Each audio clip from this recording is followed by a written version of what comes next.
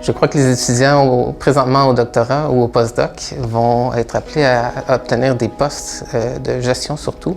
Donc, gérer du personnel, gérer le budget, communiquer avec les experts comme les médias.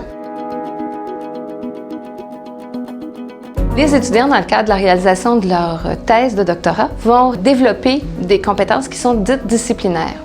Nous, dans notre centre, on permet à ces étudiants de développer d'autres compétences qu'on dit transversales, qui sont des compétences qui vont leur permettre d'améliorer leurs habiletés en recherche, leur capacité de communication à l'oral, à l'écrit, le professionnalisme, l'éthique, le management, ainsi que du leadership. Qu'est-ce qui va faire la différence d'un candidat par rapport à l'autre candidat? C'est la manière dont l'étudiant va pouvoir se vendre, les compétences qu'il a acquises, compétences qu'il va être capable justement d'extrapoler. Si c'est un bon orateur, si c'est un bon communicateur, s'il est capable de démontrer qu'il peut travailler en équipe, qu'il est efficace, qu'il a du leadership, l'employeur va vraiment favoriser cette candidature-là. Nos étudiants proviennent des différentes facultés de l'université. Donc, un cadre interdisciplinaire, multidisciplinaire permet d'offrir aux étudiants différents points de vue sur une question donnée. Ça a aussi un avantage, je dirais, majeur. Le fait de travailler avec des gens de d'autres disciplines, ça l'oblige les étudiants à vulgariser leur projet de recherche et utiliser des bons mots pour pouvoir bien expliquer leur science. Nos formateurs proviennent d'un peu partout sur le campus.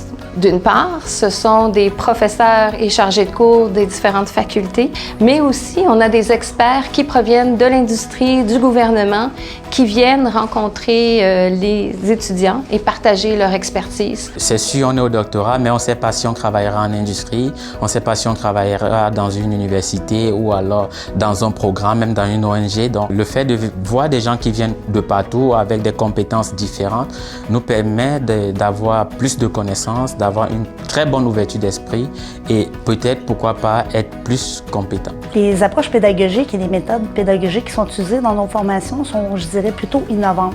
On va miser sur beaucoup la discussion, la mise en pratique de situations.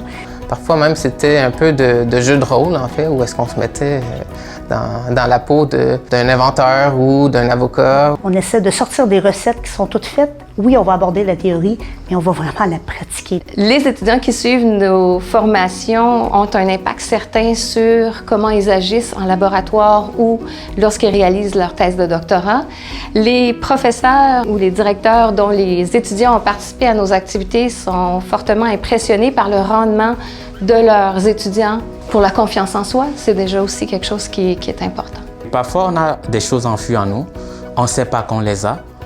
Et le fait de suivre des cours nous permet parfois de voir « Hey, j'avais ces compétences, je suis plus animé par tel truc au lieu de tel autre. » Moi, par exemple, aujourd'hui, je sais exactement comment est-ce que j'aimerais être comme chercheur, quel type de recherche j'aimerais avoir et comment est-ce que j'aimerais manager mon équipe de recherche.